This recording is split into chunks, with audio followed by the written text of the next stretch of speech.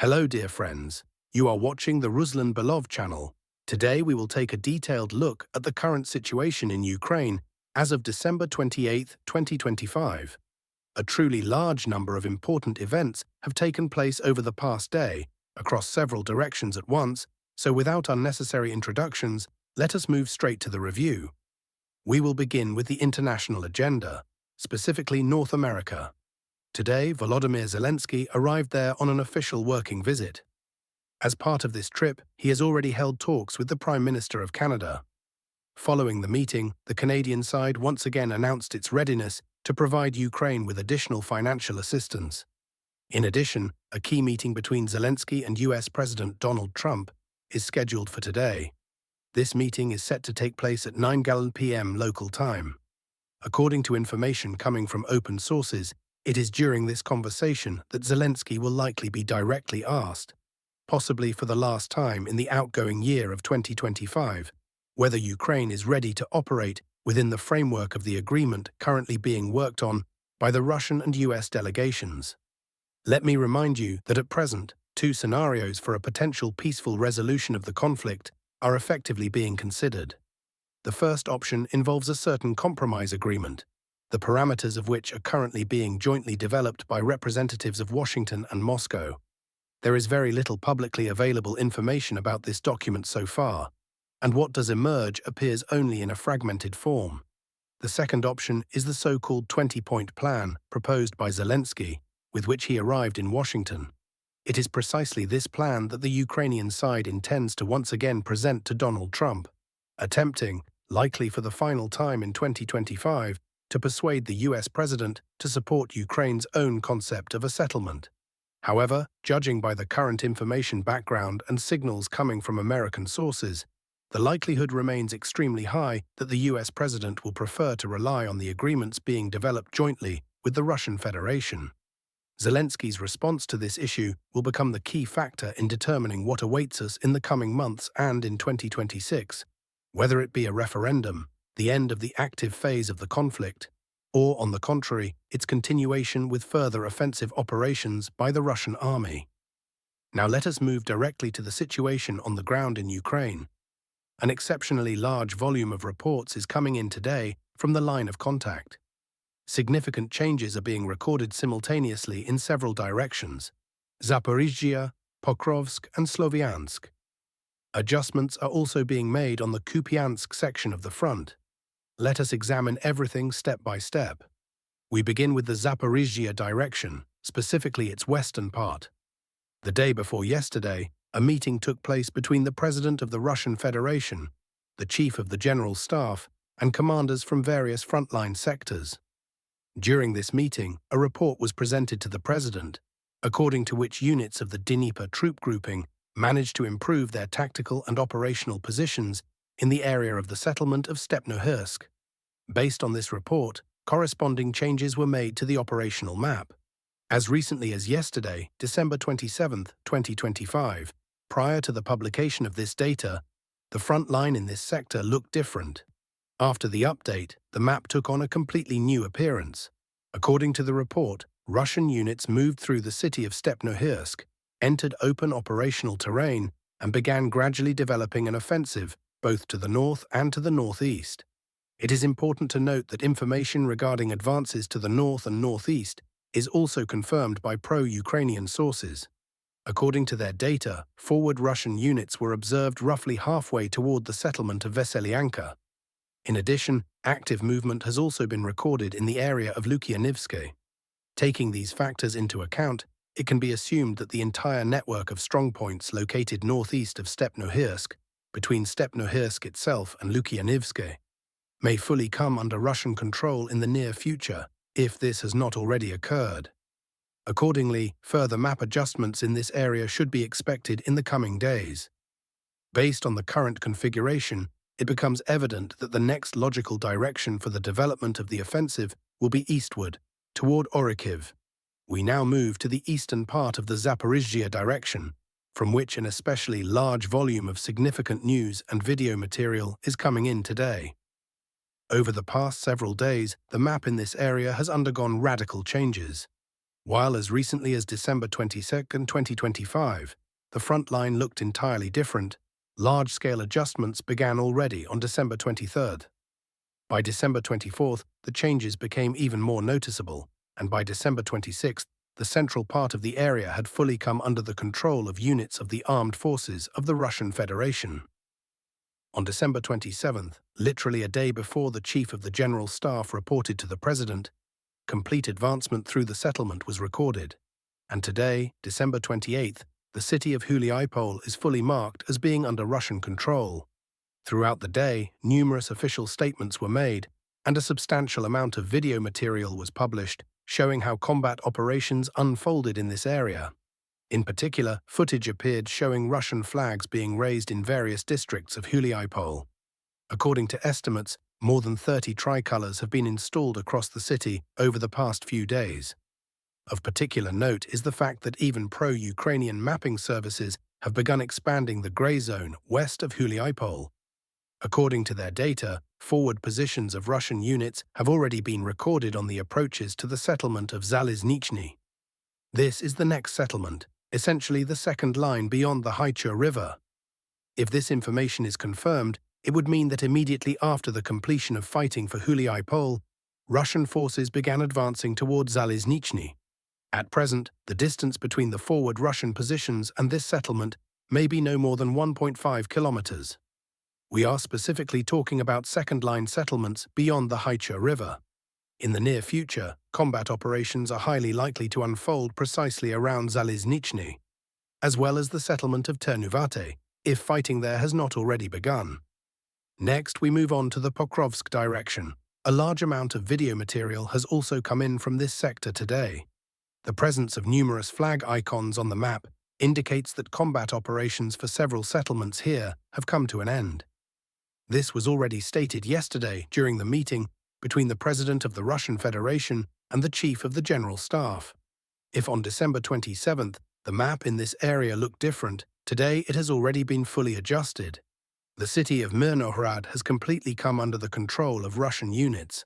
Numerous videos have been published, including footage of fireworks, which indirectly confirms the end of the active phase of fighting for this settlement.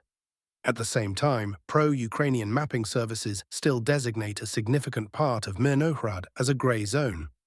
However, criticism of these resources is increasingly heard within the expert community. Practically all analysts, pro-Russian, pro-Western and neutral alike, agree that pro-Ukrainian maps are currently lagging behind the real situation on the ground by approximately 2 to 3 weeks. Mirnohrad is not the only settlement in this area to have come under the control of the armed forces of the Russian Federation. Similar information has also been reported regarding the city of Rodinske. Initially, this was announced during the meeting between the President and the Chief of the General Staff, and today the data was additionally confirmed by the Ministry of Defense. The map in this area has also been fully adjusted, with the city now entirely marked as being under Russian control. Video materials have appeared showing dozens of flags placed throughout various parts of Rodinske, indicating the presence of significant Russian forces and apparently the absence of Ukrainian units in the city. At present, combat operations are continuing beyond the Mirnohrad-Pokrovsk agglomeration and beyond Rodinske itself. Russian units are actively regrouping and concentrating along the Rodinske-Volne line, preparing for further advances toward Belitsky and Dobropilya. In addition, today's report from the Ministry of Defense of the Russian Federation stated that Russian forces have also advanced in the area of the settlement of Volne, which has likewise been reflected on the map. As a result, a broad front line is forming, running through Hryshyn, Rodinske, Zatishok, Dorozhne, Novoshakov, and Volne. It is from this line that the Russian army will most likely continue its movement in a northwestern direction, toward Hryshyn, Belitska, and Dobropilya. It is worth noting that Dobropilya, if we exclude such large cities as Sloviansk, Kramatorsk, and Kostiantynivka, that is, the eastern remnants of Donetsk Oblast, is effectively the last relatively large settlement in this sector, up to the borders of Kharkiv and Dnipropetrovsk oblasts. Beyond it lie only small villages and urban-type settlements. Gaining access to this operational space creates fundamentally new opportunities for further actions by Russian units. Next, we shift slightly further east, toward what is commonly referred to as the Druzhkivka direction. During yesterday's meeting, the chief of the General Staff also reported that Russian units had managed to improve their positions in the area of the settlement of Sloviansk. Based on this report, corresponding changes were made to the operational map, which has undergone noticeable adjustments over the past 24 hours. Thus, we are observing the formation of a fairly stable and extended bridgehead south and southwest of Sloviansk and Kramatorsk, as well as west of Kostiantynivka. Many military analysts are already expressing the view that it is precisely from this bridgehead that the Russian side is most likely to launch its main strike toward Kramatorsk and Druzhkivka, possibly as early as 2026. Moreover, this would involve an offensive from directions where such actions had not previously been expected and where the Ukrainian defensive line had not been originally prepared for such a maneuver. Next, we move on to the Sloviansk direction. In this sector of the front, Russian units continue active offensive operations. Today, important changes have emerged related to the area of the settlement of Zakotne. Pro-Ukrainian sources published video footage showing a series of FPV drone strikes against positions of the armed forces of the Russian Federation within this settlement. Some of these strikes were successfully geolocated.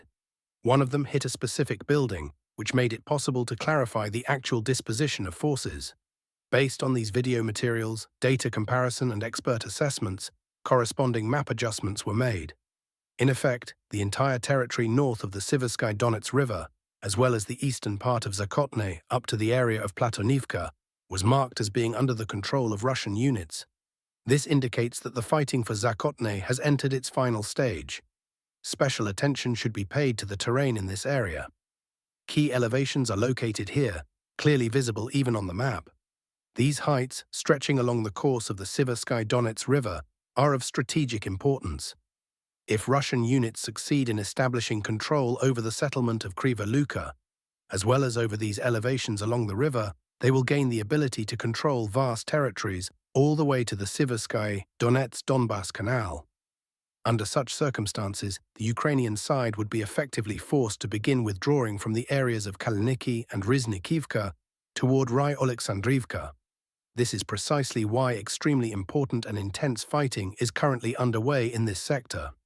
As for the situation around Lyman, information about developments on the ground is emerging very slowly and in limited amounts. Just yesterday, some pro-Russian analysts made adjustments indicating that Russian forces managed to break through Ukrainian defensive positions northeast of the city of Krasny Lyman. This concerns territories between the settlements of Stavki, Krasny Lyman and Zarichny, primarily open-field areas in this region. According to available data, Russian units have likely succeeded in physically cutting the road leading toward Krasny Lyman. However, no large-scale map corrections have followed so far, and there are currently no signs of high-intensity fighting directly for the city itself. It should be noted that Lyman is not the only sector of the front where an information vacuum is observed in open sources. A similar situation is developing around Kostiantynivka. Despite a significant number of reports and briefings, including yesterday's report presented during the meeting between the president and sector commanders, according to which the Russian army controls up to 50% of residential properties in the city, the real situation on the ground appears to differ substantially from what is shown on maps. It is important to clarify that control over 50% of residential properties does not equate to control over 50% of the territory. Depending on building density, this figure may be territorially higher or lower. Nevertheless, it is clear that maps of the Kostiantynivka and Lyman areas are currently far from reflecting objective reality.